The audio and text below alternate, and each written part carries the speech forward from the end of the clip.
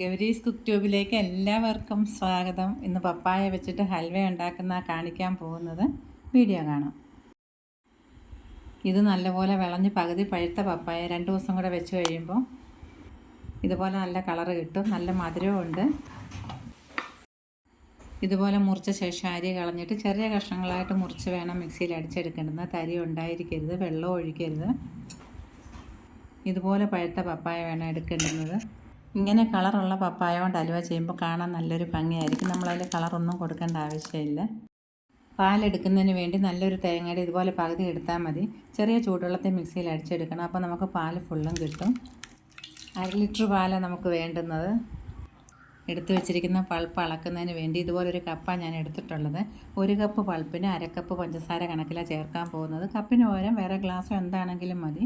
ഇപ്പോൾ 1.25 cup പൾപ്പുണ്ട്. 1 cup പഞ്ചസാര എടുക്കുക. ഗ്ലാസ്സാണ്, അതിൻ്റെ അനുസരിച്ച് ചേർത്താൽ മതി.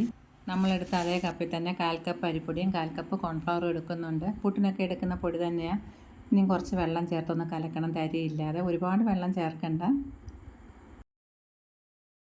ഇതുപോലെ കലക്കിയെടുത്താൽ മതി. ഹൽവയിൽ ചേർക്കുന്നതിന് വേണ്ടി കുറച്ച് വെള്ളയും പറങ്ങേണ്ടിയും കൂടെ ഒന്ന് വറുത്തെടുക്കാം. 1 ടേബിൾ സ്പൂൺ എണ്ണ എടുത്തിട്ടുള്ളത്.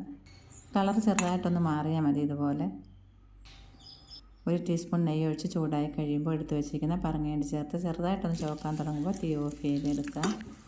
ഇപ്പോൾ പാകത്തിനായിട്ടുണ്ട്. എടുത്തു വെച്ചിരിക്കുന്ന പഞ്ചസാര ഇതിലേക്ക് ഇട്ട് കഴിയുമ്പോൾ നമ്മൾ പഞ്ചസാര ഇളന്ന അതേ കപ്പിൽ തന്നെ 1/2 കപ്പ് വെള്ളവും കൂടെ ചേർക്കാം. നന്നായിട്ടൊന്ന് ഇളക്കി തിളച്ച് കഴിയുമ്പോൾ പാകമൊന്നും ആകണ്ട, നന്നായിട്ട് തിളച്ചാൽ മതി. നമ്മൾ എടുത്തു വെച്ചിരിക്കുന്ന പൾപ്പും കൂടെ ചേർത്ത് നന്നായിട്ടൊന്ന് ഇളക്കി എടുക്കണം. ഇതിൻ്റെ കൂടെ തന്നെ അരിപ്പൊടിയും കോൺഫ്ലവർ കലക്കി വെച്ചിരിക്കുന്നതും കൂടെ ഒന്ന് അരിച്ച് വേണം ഒഴിക്കേണ്ടുന്നത്. ഇനി നമ്മൾ എടുത്തു വെച്ചിരിക്കുന്ന തേങ്ങാപ്പാലാണ് ചേർക്കാൻ പോകുന്നത്. 1/2 ലിറ്റർ തേങ്ങാപ്പാൽ എന്ന് പറയുമ്പോൾ 1.5 കപ്പ് തേങ്ങാപ്പാലുണ്ട്. നല്ല കട്ടിപ്പാൽ തന്നെ ഇത്. ആദ്യം ഇളം ചൂടുള്ള കുറച്ച് വെള്ളം ഒഴിച്ചൊന്ന് അടിച്ച ശേഷം പിന്നെ നമുക്ക് ആവശ്യത്തിന് വേണ്ടുന്ന വെള്ളം ഒഴിച്ച് ഒറ്റ പ്രാവശ്യമായിട്ട് പിഴിഞ്ഞെടുത്താൽ മതിയാവും. ഇനി ഇതിലേക്ക് 4 ടേബിൾ സ്പൂൺ ലെമൺ ജ്യൂസാണ് ഒഴിക്കുന്നത്. 2 ലെമൺ എടുത്തിട്ടുണ്ടായിരുന്നു. ഇതിന് പകരം നമുക്ക് സിട്രിക് ആസിഡ് വേണമെങ്കിൽ ഒഴിക്കാം. മധുരം ഒന്ന് ബാലൻസ് ചെയ്യാൻ വേണ്ടി നമുക്ക് 1/2 ടീസ്പൂൺ ഉപ്പുപൊടിയും കൂടെ ചേർക്കാം.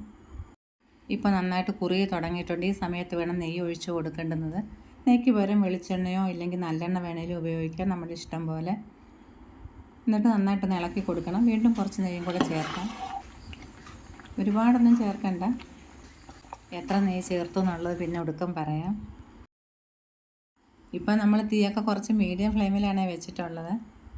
തേങ്ങാപ്പാലും നെയ്യും ഒക്കെ ചേർത്ത് ഏത് ഹലുവ ഉണ്ടാക്കിയാലും അതിന് പ്രത്യേക ടേസ്റ്റ് തന്നെയാണ്. അപ്പോൾ ഇതൊന്നും ഇല്ലാതെയും നമുക്ക് ചെയ്യാം. വെളിച്ചെണ്ണ ഒഴിച്ചിട്ട് ചെയ്യാം, തേങ്ങാപ്പാലില്ലാതെ. 1 ടീസ്പൂൺ ഏലക്കയുടെ അരി പൊടിച്ചതായി ചേർക്കുന്നത്. ഇതൊന്ന് ഇളക്കിയ ശേഷം നമ്മൾ വറുത്ത് വെച്ചിരിക്കുന്ന പറങ്ങേണ്ടി എള്ളും കൂടെ ചേർക്കാം. ഈ പറങ്ങേണ്ടി എള്ളുമൊക്കെ നമ്മൾ പച്ചയ്ക്ക് ചേർക്കുന്നതിനേക്കാളും ഒന്ന് വറുത്തിട്ട് ചേർക്കുമ്പോഴാണ് നല്ല രുചിയുള്ളത്. അതുപോലെ നമ്മൾ ഇളക്കുമ്പോൾ കണ്ട നല്ല ടൈറ്റായിട്ട് വന്നിട്ടുണ്ട്. ഇത്രയും മൂക്കണം, അപ്പോഴാണ് ഹലുവയ്ക്ക് നല്ല ടേസ്റ്റ് ഉള്ളത്. കുറേ ദിവസം കേടാകാണ്ടിരിക്കുകയും ചെയ്യും. ഇപ്പോൾ പാകത്തിനായിട്ടുണ്ട്. നെയ്യ് ചേർത്ത് വെച്ചിരിക്കുന്ന പാത്രത്തിലേക്ക് ഒഴിക്കാം. ഇതിലേക്ക് നമ്മൾ 7 ടേബിൾ സ്പൂൺ നെയ്യ് ആകെ ഒഴിച്ചിട്ടുള്ളത്. ഇനി കുറച്ച് പറങ്ങേണ്ടി എള്ളും കൂടെ എല്ലാ ഭാഗത്തും വരുന്ന പോലെ ഒന്ന് ഇട്ട് കൊടുക്കാം.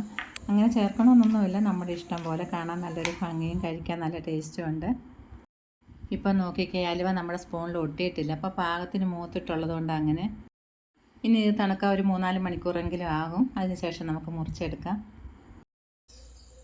വൈകിട്ട് ഹലുവ ഉണ്ടാക്കിയത് ഇപ്പോൾ രാവിലെ ആയിട്ടുണ്ട്. നന്നായിട്ട് സെറ്റായിട്ടുണ്ട്. ഇനി മുറിച്ചെടുക്കാം. മുറിക്കുമ്പോൾ തന്നെ ഇതിന്ന് വിട്ട് വരുന്നുണ്ട്. നല്ല സോഫ്റ്റ് ആയിട്ടുണ്ട്. കാണുമ്പോൾ തന്നെ നമുക്കിത് മനസ്സിലാവും. നോക്കിക്കേ,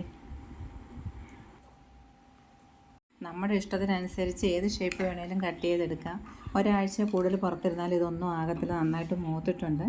അല്ലെങ്കിൽ ഫ്രിഡ്ജിൽ വെച്ച് സൂക്ഷിക്കാം. ആവശ്യമനുസരിച്ച് എടുത്താൽ മതി. ഇത് കഴിക്കുന്നവർക്ക് പപ്പായ ഹലുവയാണെന്ന് അറിയത്തില്ല. നമ്മൾ പറഞ്ഞാൽ മാത്രമേ അറിയത്തുള്ളൂ. നല്ല മധുരം, അതുപോലെ ഒരു പുളിപ്പൊക്കെ ഉണ്ട്. പപ്പായയുടെ ഒരു സ്മെല്ലും ഇല്ല. മറ്റൊരു വീഡിയോയുമായി വീണ്ടും കാണാം. എല്ലാവർക്കും നന്ദി, നമസ്കാരം.